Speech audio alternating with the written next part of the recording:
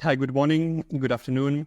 Welcome to another TEF-Health webinar. Today, actually the first one dedicated to showcasing the range of TEF-Health services offerings within the ongoing TEF-Health Open Call 1 that was launched in February this year.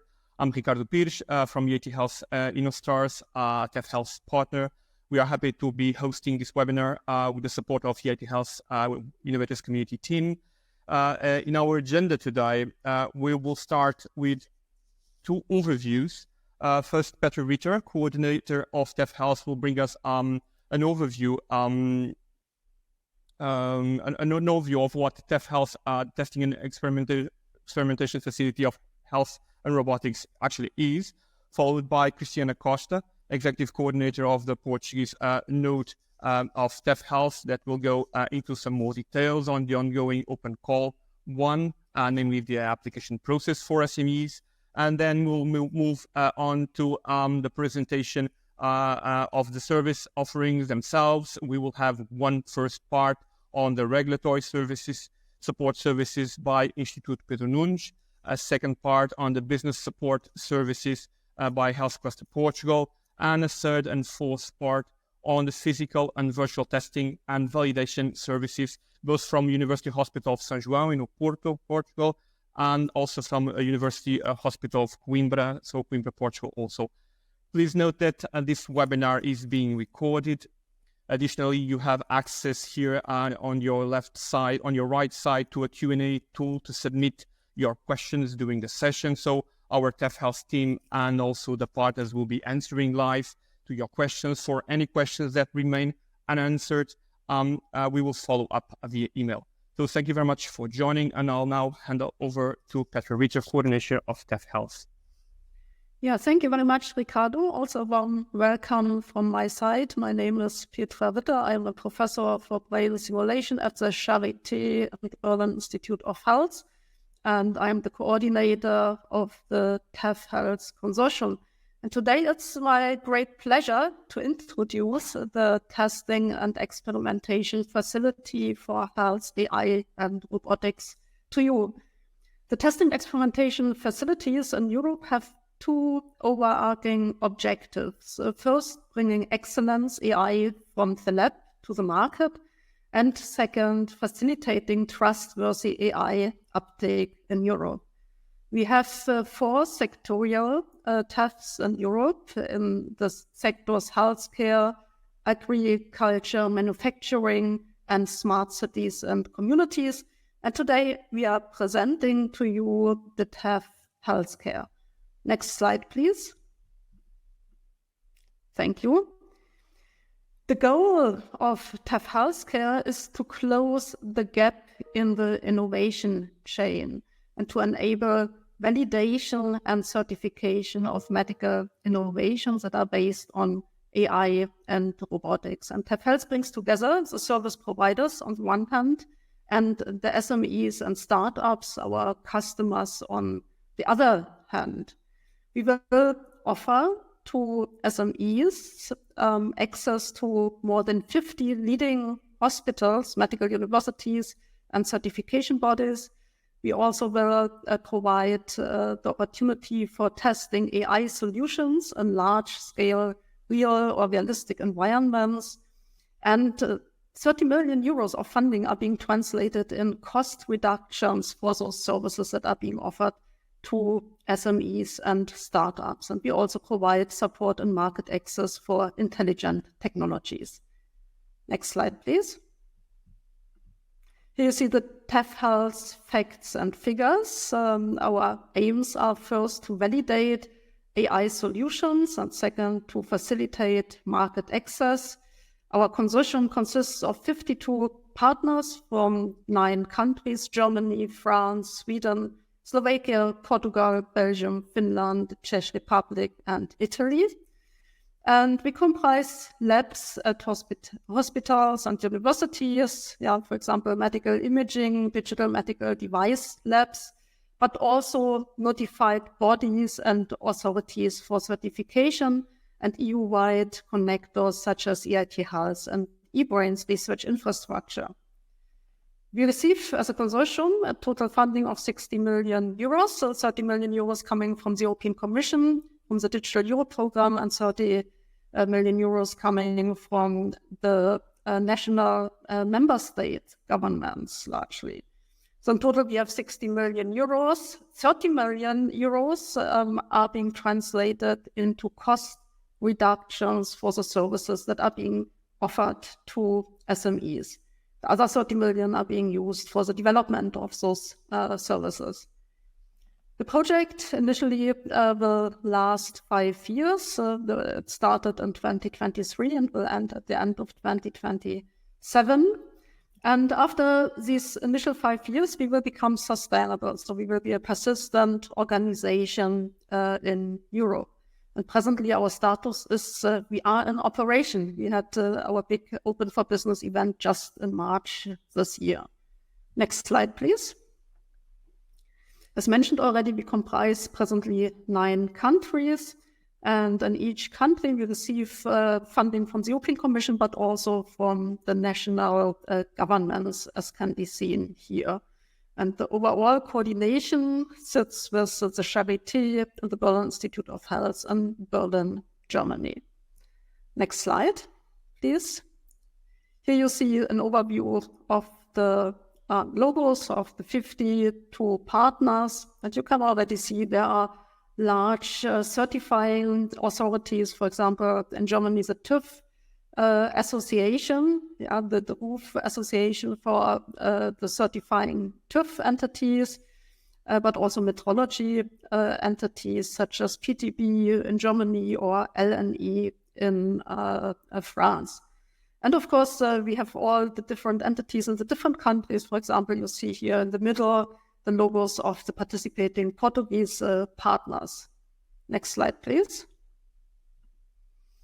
Our services cover many different categories that are all required in order to bring an AI or robotics innovation to the healthcare market.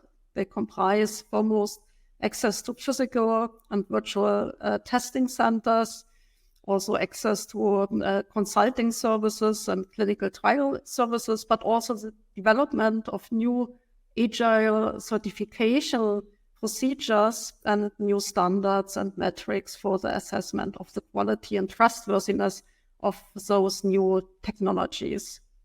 Next slide, please.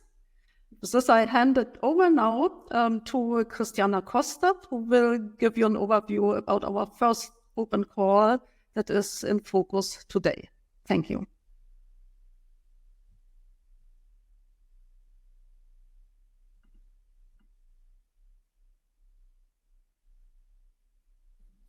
Thank you, Petra. I'm Christiana, and I'm executive coordinator of the Portuguese node in TEF-Health. And as introduced by Petra, I will introduce to you the first call of TEF-Health that has in the head the Portuguese service providers, and this is targeting SMEs. And our objective here is to provide support to 100 solutions within this program.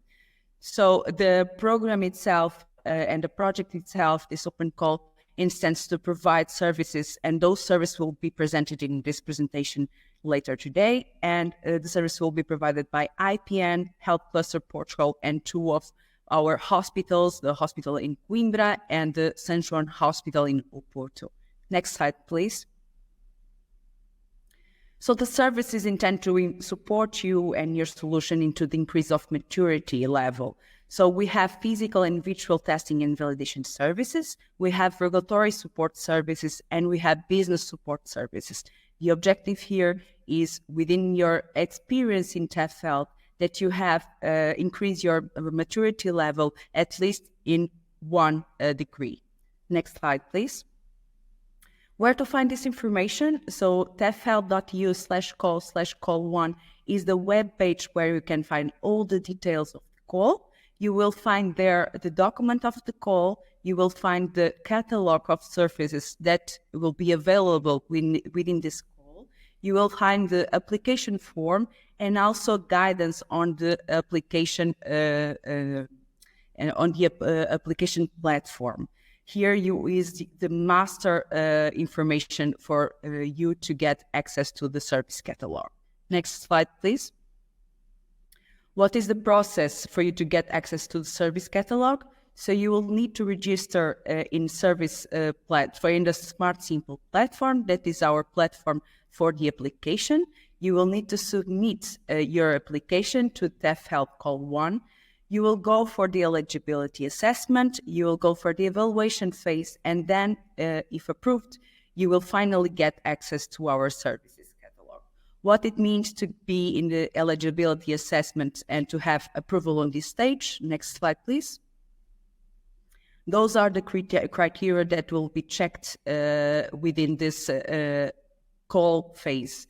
So are eligible companies that are nominated as SMEs according to EU definition, are legally incorporated and established in one of the EU member states or Digital Europe program countries, have an AI or robotic solution with a minimum of TRL of 4, and are not yet supported or under support of another Portuguese test bed.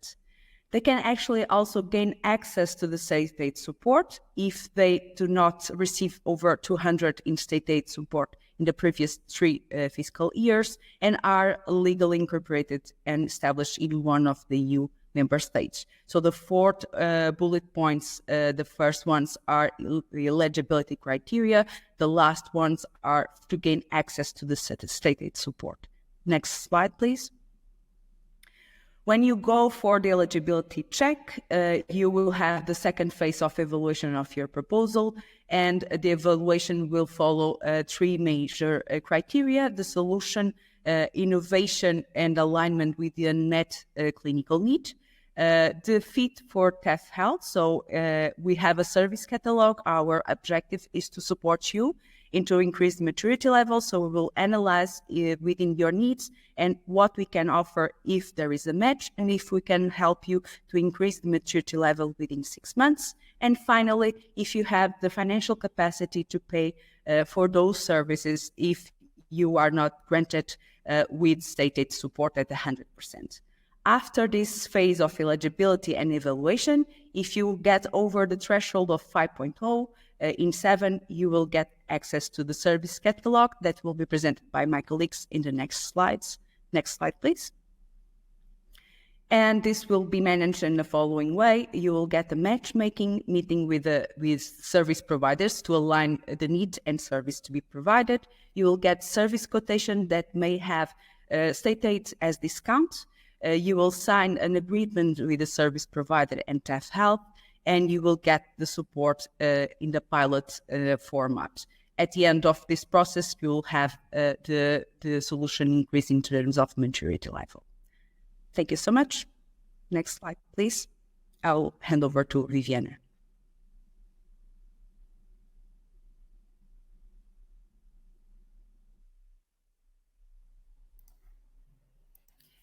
Good afternoon, everyone. Thank you for joining us today. I'm Viviane, and I'm a regulatory affairs business developer from IPN's Medical Device Regulatory Support Unit. In my presentation, I will introduce you to the IPN's Laboratory of Automatics and Systems and the Medical Device Regulatory Support Unit, and present the services we offer within the scope of TEF-Health. So at IPN's Laboratory of Automatics and Systems, we have a multidisciplinary team capable of providing complementary competences, undertaking RTD, innovation in technology transfer in health. Also, at the beginning of the year, the laboratory achieved ISO 3485 certification. To provide regulatory support, the laboratory has a medical device regulatory unit with a specialist team in different regulatory areas, including global markets such as FDA process, CE marking, UKCA, and ANVISA process. This team also has know-how in cybersecurity and artificial intelligence in the regulatory context that allow us as the expertise for all types of medical devices, including in vitro diagnostic medical devices and software as a medical devices. Over the past 3 years, we are proud to have helped more than 100 enterprises in their regulatory process. Next slide, please. Let's delve into the milestones for regulatory compliance for medical devices. So the first step involves the evaluation of the rationale for qualification and classification of the device. The seconds correspond to the regulatory roadmap definition. In step 3, we have the general safety and performance requirements checklist. And the step 4 corresponds to the standards applicability evaluation. In next is we have the device verification and testing. And the final step corresponds to the regulatory requirements. And after all these steps, we are able to issue the CE self-declaration of conformity if you have a Class 1 or a Class A device, or submit the process to the notifier body if you have a device with a higher class. Next slide, please. So, as part of the TEF-Health services catalog, the Medical Device Regulatory Support Unit offers a wide range of essential services. So, for example, in step 2, we provide the clinical trial submission process to InfarMed or the documentation support. And also we can help you in the product regulatory or market assessment gap analysis. In step 4 that correspond to the standards applicability evaluation, we can help you to identify the entity certifiers for testing, in particular by IC 60601. We can also help you in the usability testing and the clinical investigation support. Finally, in the step 6 that corresponds to regulatory requirements, we can help you in the clinical or performance evaluation report, depending if you have a medical device or an IVD. We can help you to in the biological evaluation report, in the design and development process, requirements, cybersecurity, and risk evaluation gap analysis. And also, we can support you in the requirements, definition, and specifications. Next slide, please.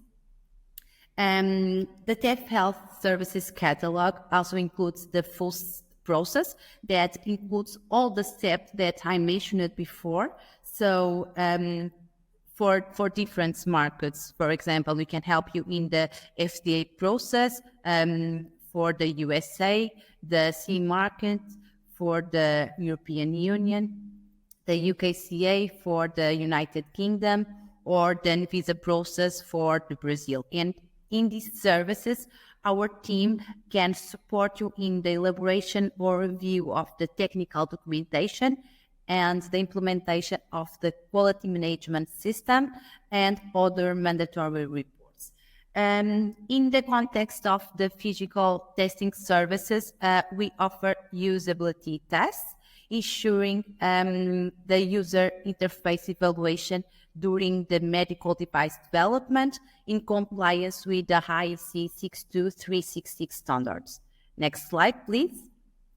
So this is the MDRU team with a specialization in different markets and regulatory contexts. So feel free to visit our website and connect with us on LinkedIn. And I think, sorry, Ricard.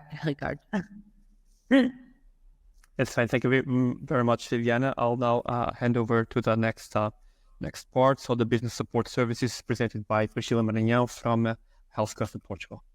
Priscila. Hi, Ricardo. Thank you.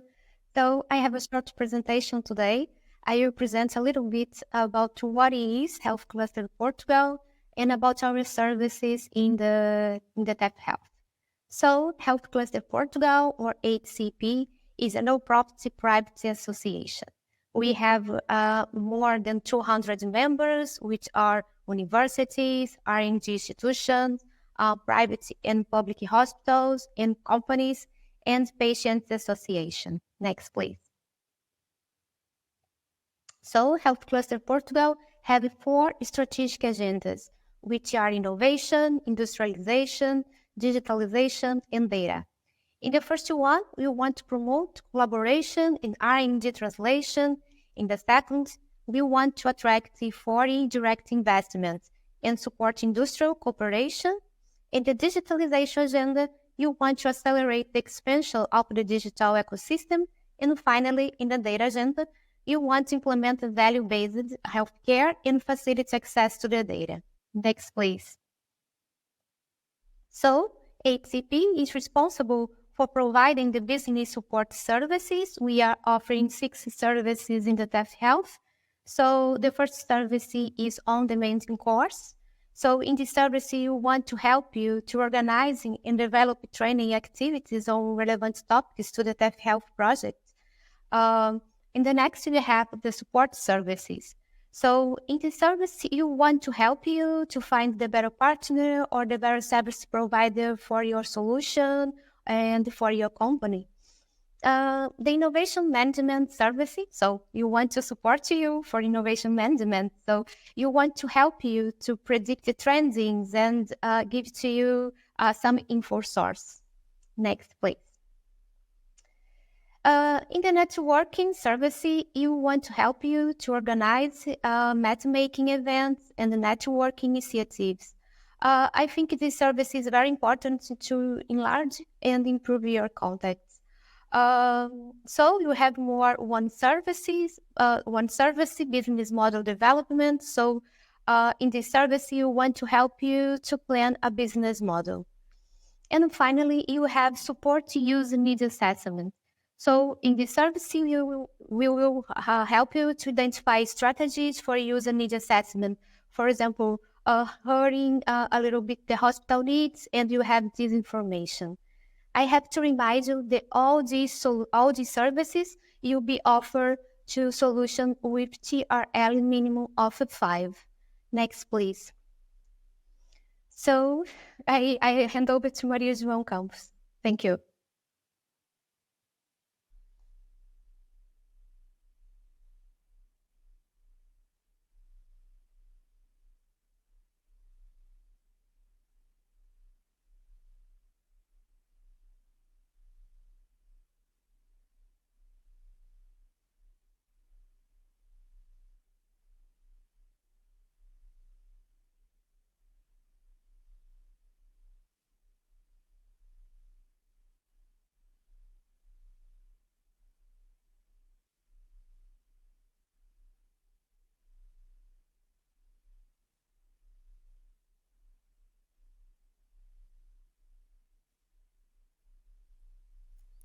Additional, please. I think you have to unmute yourself. Thank you.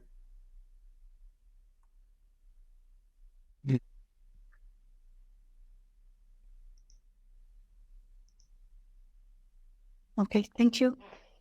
So good morning, everyone.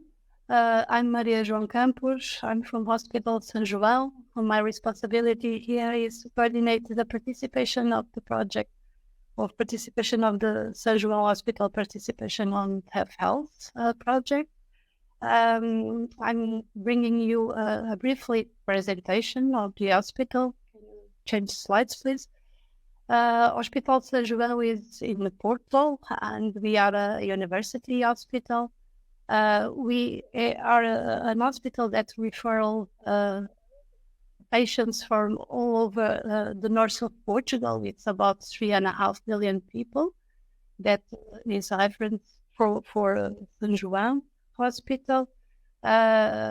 We participate in more than 15 European reference networks, clinicians, and we are an hospital with about 1,200 beds size. Can you change slides, please? So our participation in TEF-Health and to bring acceleration to products to the market is related with creates an infrastructure near real environment on hospital environment for you to test your products and to do some experimentation. Our production on image level is more than 1 million images each year. So we have several specialties, clinician specialties available to work with you. We are discussing some of them today. The main aspects that we have is clinical experts for clinical testing and validation. Also to support usability testing and some support consultancy, mainly for product implementation in a real environment, such as an hospital. So we have been developing internally process to agile our responses to your SMEs products, and we are now designing services at the European level to bring some collaboration services to help companies to disseminate their products all over Europe if needed. So promoting expertise with partners to promote this collaboration, bringing value to our services. Can you change next slide, please? I present you the intensive care medicine head, Professor José Arturo Paiva, that is going to present their unit. Thank you.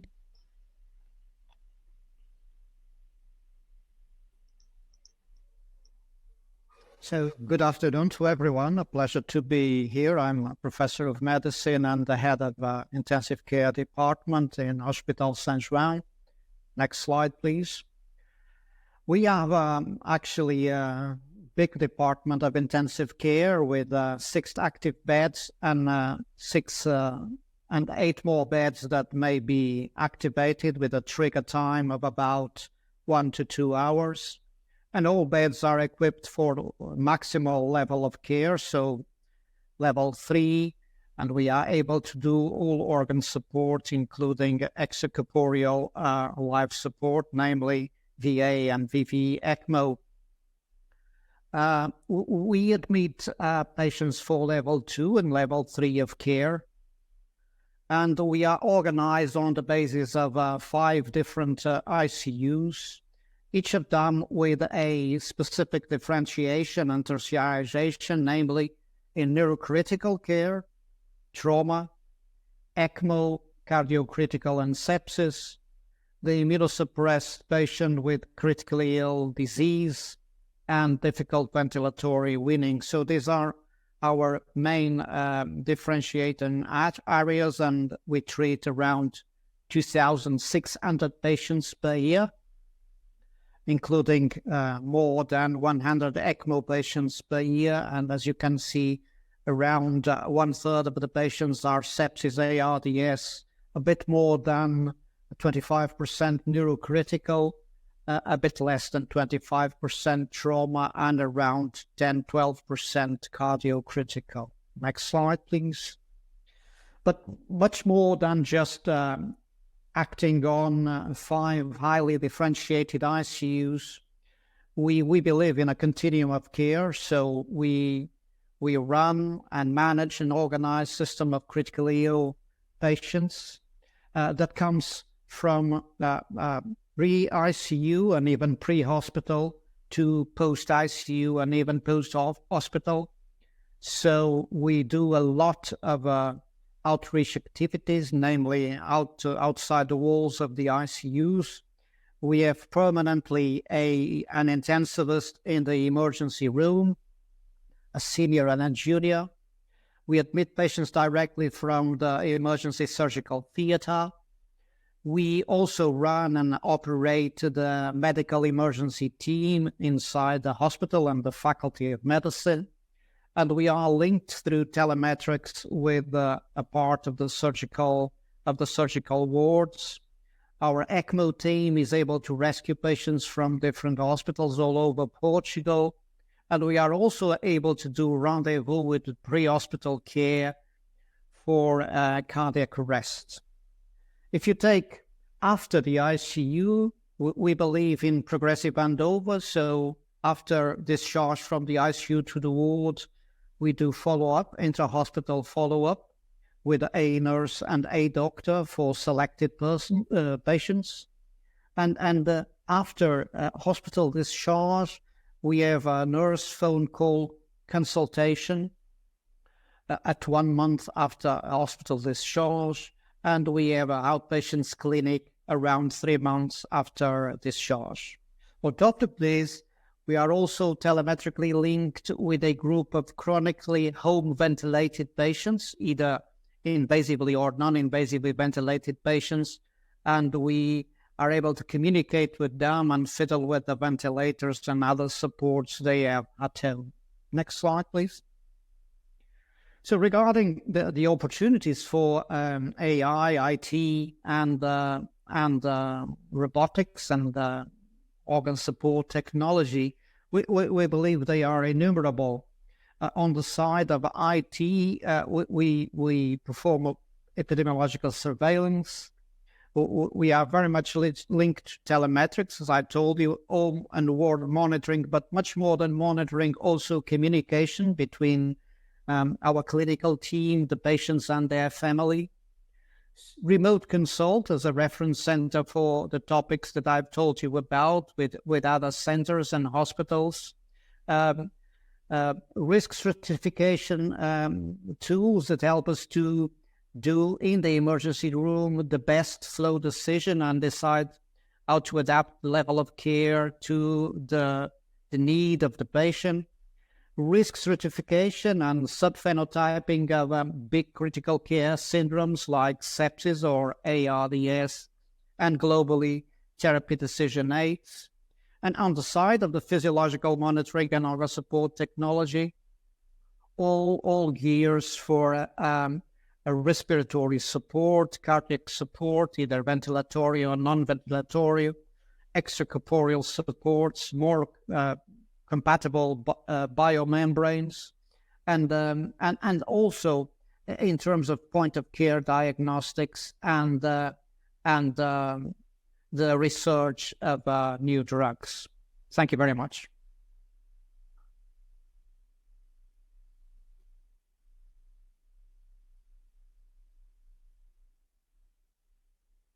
Hello, good afternoon to everybody. My name is Ana Catarina Silva. I am head of the radiology department in the Hospital of São João. Next slide, please. Our radiology department is a big department. Is the biggest radiology department in the northern part of the country and the second biggest radiology department in the whole country. We perform more than 400,000 exams a year, and we have a very wide clinical expertise. So I have a very variable team of consultants, around 30 consultants and around 19 residents, and they all have some kind of subspecialty that allow us to support the MDT meetings that are very wide, are very variable also, from abdomen like hepatobiliary, OBGYN, inflammatory bowel disease, but also chest, as lung nodules, interstitial lung disease, also cardiac MRI, and other oncology groups. Next slide, please. So in order for us to be able to perform so many examinations, we have also very good machinery, radiology-wise. Currently, we have 3 MRI machine. We see here in the image, we have 2 scanners, multi-slice scanners, a dual source scanner, and a 64 scanner. We perform these are the only scanners that we have dedicated to outpatients. We also have 2 other scanners dedicated to inpatients and emergency room. And in this kind of is state-of-the-art scanners that we can perform all kind of examinations. Next slide, please. Besides the CT scanner, we also have 3 MRI machines, 2 3Ts, 3 Tesla machines, 1 1.5 machine. They are currently being negotiated to have an upgrade. But we do all kind of examinations in the MRI machines, also some sedated patients. We also perform neuroradiology and advanced techniques in these machines. Next slide, please. We have a very good, strong interventional radiology group with state-of-the-art equipment, with a hybrid room of CT and fluoroscopy at the same time. We have currently 2 rooms with these characteristics, and allows us to do and perform the state-of-the-art in terms of interventional radiology, and also with a very expertise team in this area. Next slide, please. Also in breast imaging, we have a dedicated group of breast imaging. All our machines are digital, with state-of-the-art of mammography, with tomosynthesis, with stereotaxis biopsy, with with vacuum-assisted biopsy. Everything is digital, and we have a dedicated team and a very good expert team to perform these examinations. Next slide, please. Thank you.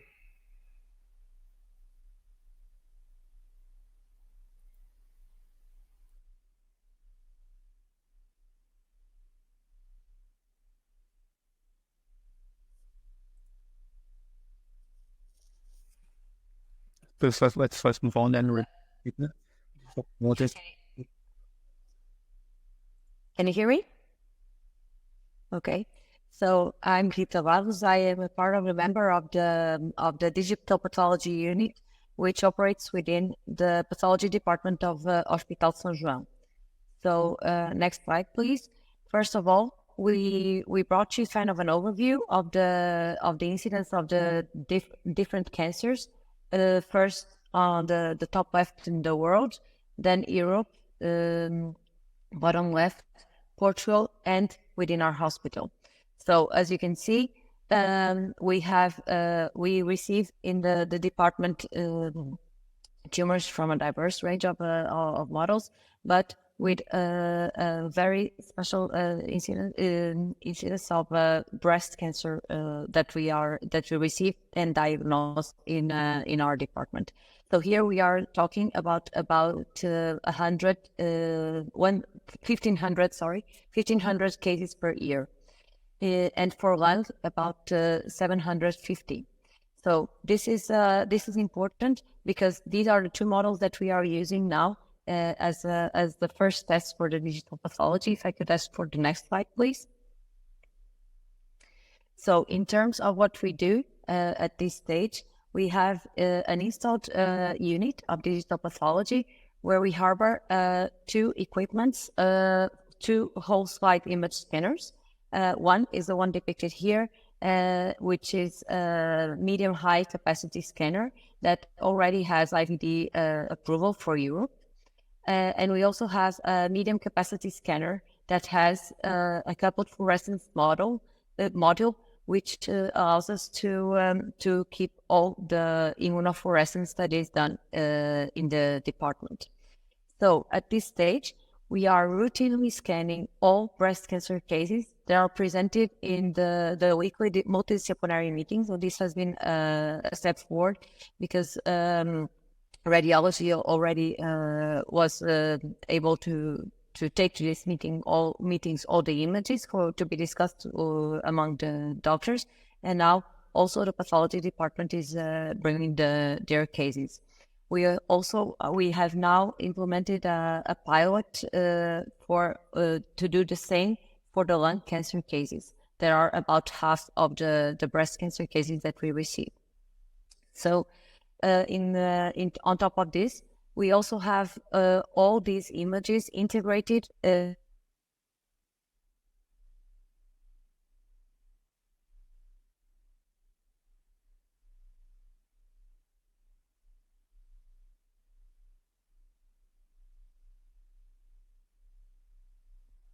Not sure if we lost Rita on this presentation. Let's wait for a few seconds only. If not, we'll move forward.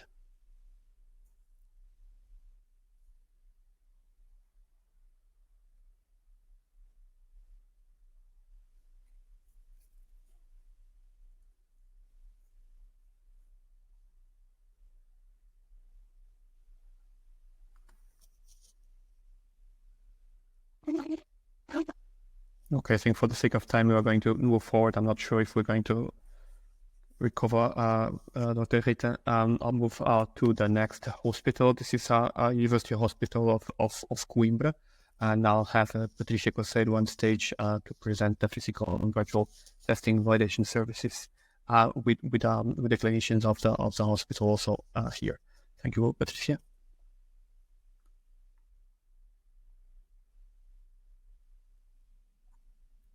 Hello, good morning to you all. My name is Patricia Coseiro and I'm an Innovation Project Manager at the University Hospital of Coimbra.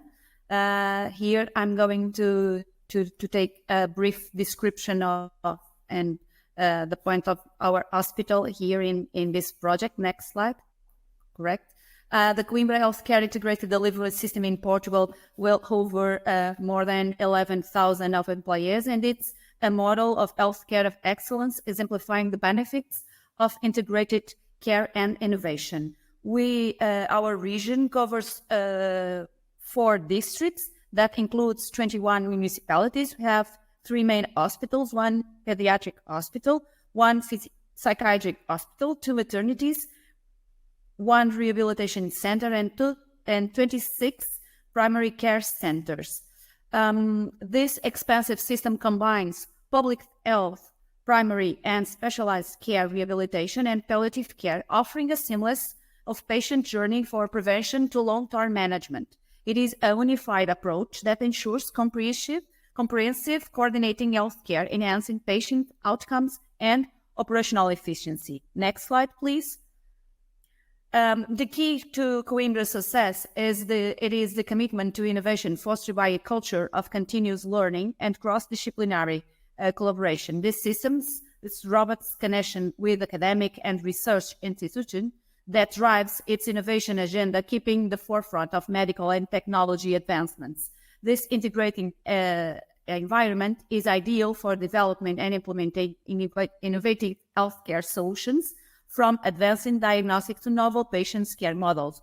We have around 2,000 acute beds with 18 palliative care beds, more than 80 specialized physical medicine and rehabilitation beds, 10 home hospitalization beds, and 110 forensic psychiatric beds. We have this in mind, the patient journeys from the prevention to a long-term management. Next, please. As a leading example of how integrating healthcare system can operate, Coimbra's approach is not only to improve patient care, but also to contribute significantly to a broader healthcare landscape and setting a standard for a future healthcare models worldwide.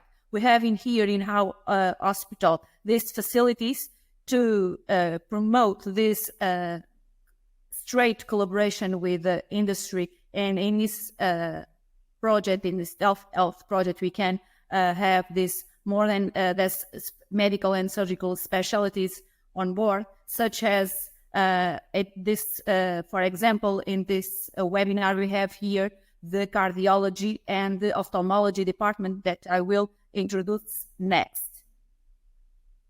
Next slide, or next speaker, please.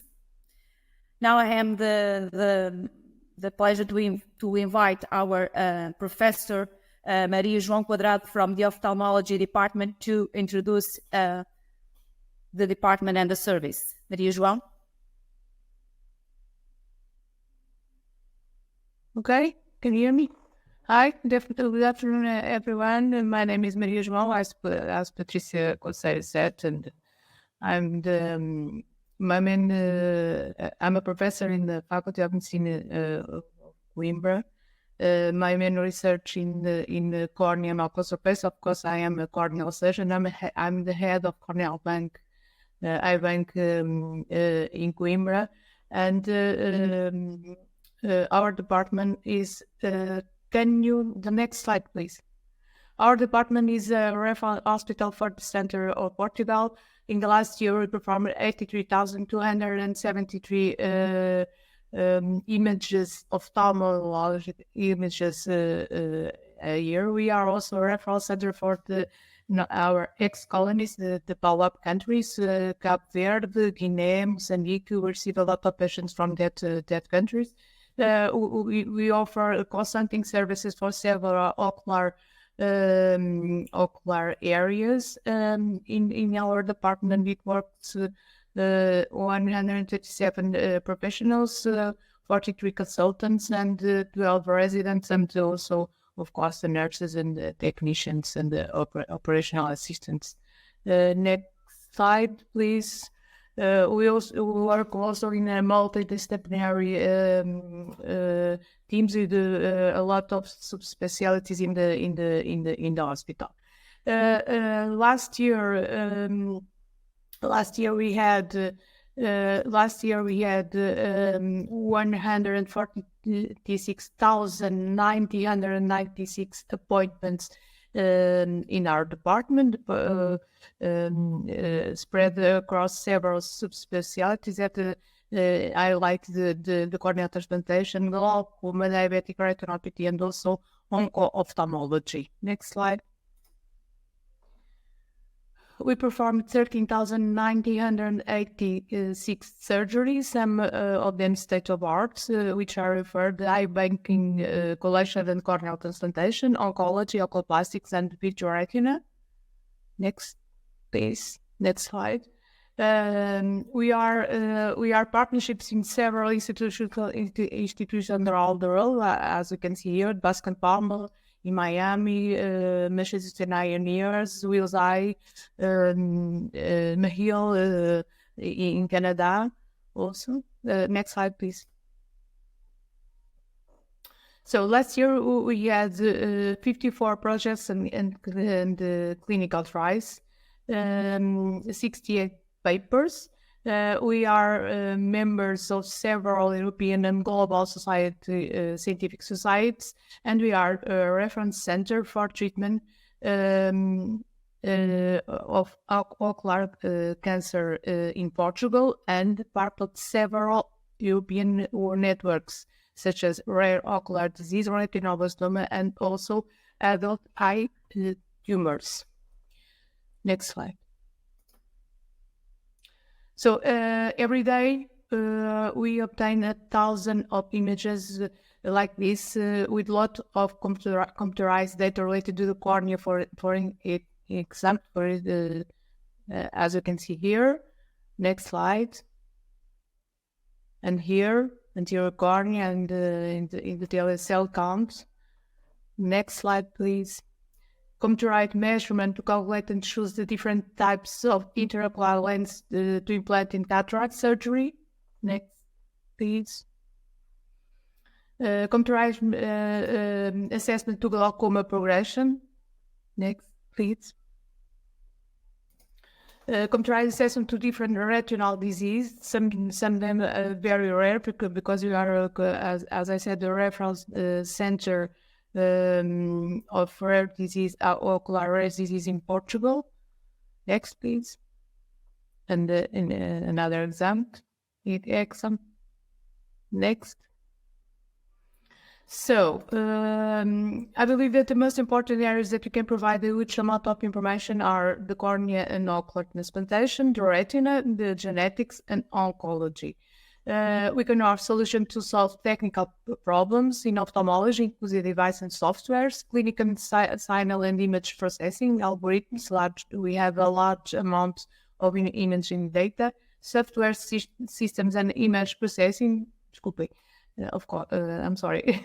Software system to screening visual disease, pediatrics, diabetic retinopathy, keratoconus, genetics, and glaucoma, and solution for patient compliance, validation, and assessment of patients' success in ophthalmology, and of course in value-based healthcare programs.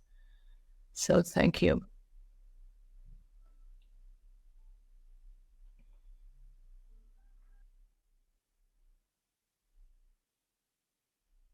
Okay, I'm heading to sort of Fatima Franco. I think he's online. Yes, thank you. Good afternoon to everybody. Thank you for the invitation. I'm a cardiologist. I'm the medical director for the heart failure program at Coimbra University Hospital. Next slide, please. Our department, cardiology department, is the largest the cardiology department in the country, with 4 cath labs, 3 electrophysiology labs, will be 4 in 6 months, and a complete multi-modality imaging. It's a huge department with several reference centers that receive patients all over the country. I will focus because it's a very large area, so I will focus in the heart failure care, heart failure patients, because that's an area that we are investing a lot, and we feel like we have many opportunities to improve. So just to let you know that Coimbra is one of the best or one of the best heart transplants in Iberia, with very good results above the median. Next slide, please. Ricardo, next slide. So when we talk about heart failure, we talk about a huge amount of patients in a wide spectrum. That it goes from the patients that are stable and can be in primary care, patients that to be handled in the hospital, and the patients that to be managed by the advanced care heart failure unit. So all these make us or think in a system where we can include all the patients in a different stage of monitorization and pathway. So next slide, Ricardo, please. And we will be available to take our questions later on, but because we have only 5 minutes, I need to focus in the main challenge of this big project. And in this group, in the whole population of heart failure, we have a major group, which are the patients with a device like ICDs, pacemakers, which nowadays they have everyone each on a platform to send information to our department, to the treating physicians, and so we need to deal with different brands. And next slide, please. What a big opportunity, what we try to develop now, is a system where we can have all the platforms sending the information, either Medtronic, Abbott, Microport, wherever, to the same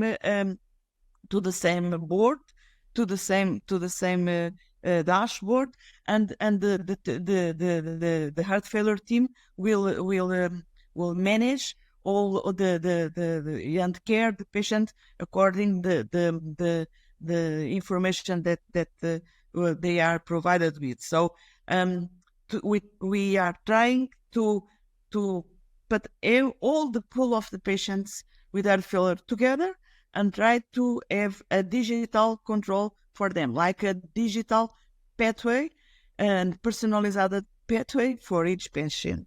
Next slide, please. So this means that most of you, I'm sure that already heard about the remote patient control or telemonitorization. That we have been doing that for 20 years in cardiology.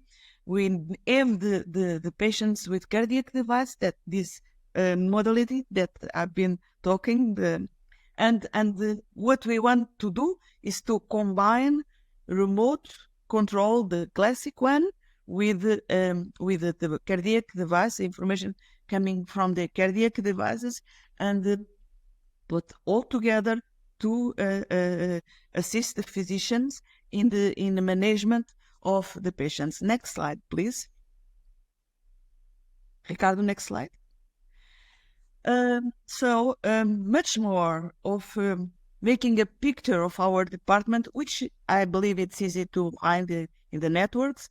I want you to provide with the main challenge and opportunities that we have to develop technology. So we are working on this digital platform that will allow us to improve the care and the coordination and the efficiency of that we care about of patients with heart failure. That means that's a concept that it's within every in health the system, personalized care, personalized individual care, improve data integration according the healthcare setting, improve the connection between different platforms. Next slide, please.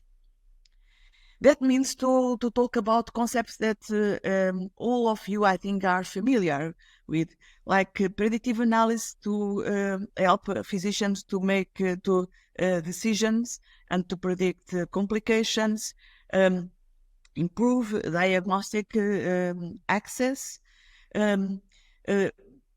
We provide the clinicians with the information about this remote monitoring and device monitoring to clinical decision, better clinical decision,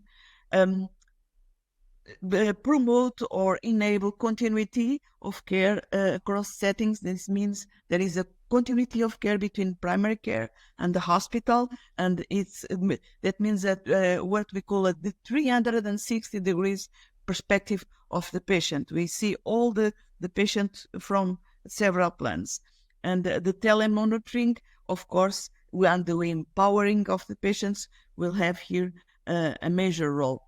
And next slide, please. Of course, that we have been talking about challenge in the management of heart failure, and opportunities, and we know that from your side we have people that want to develop new solutions that we need. So which kind of conditions can we give you?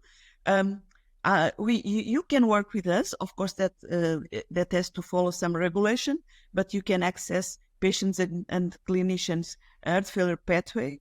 You can access our procedures and equipments, and some of that data can be offered for you. We can work. Cardiology can work as a consultant with the expertise in several areas, not only heart failure, but hemodynamic, electrophysiology. They are very strong sectors in cardiology. So I think that's a new world that is coming. Is the healthcare system is changing. There is like a kind of transformative process, and it's what we call the digital healthcare ecosystem, and you are invited to help us to design better solutions. Thank you. Thank you very much, Dr. Fatima. I'll now recover Dr. Rita's presentation from Hospital São João. She got this technical problem, so let's just give her some last minutes. I'll scroll up, sorry for that, very fast. Thank you, Rita, for coming. I thank you, and I'm really sorry. No. Technical It's just all disconnected. Sorry for scrolling that. Yeah, this one. Yeah. This one. It's the next one. Yeah. Thank you very much. So as I was telling you, we have this routine now already implemented for all breast cancer cases, And we are starting with the lung cancer model as well. So we have all these images stored within the hospital services. So which opportunities can we envision? But of course, we are open to anything else that you may come up with. So on the one hand, of course, we have the capacity to expand this to other cancer models of interest. As we are a central hospital, we receive tumors from over 20 different body locations. And of course, with all the unit up and going, we can start scanning whatever model needed for these collaborations.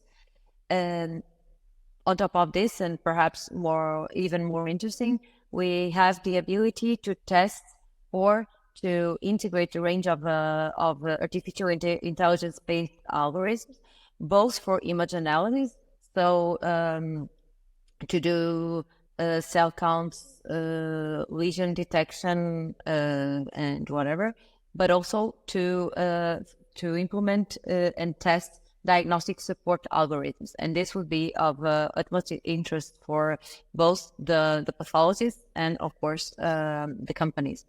So please let us know in case we can be of some help and we can establish any partnership. Thank you very much. And I'm sorry again.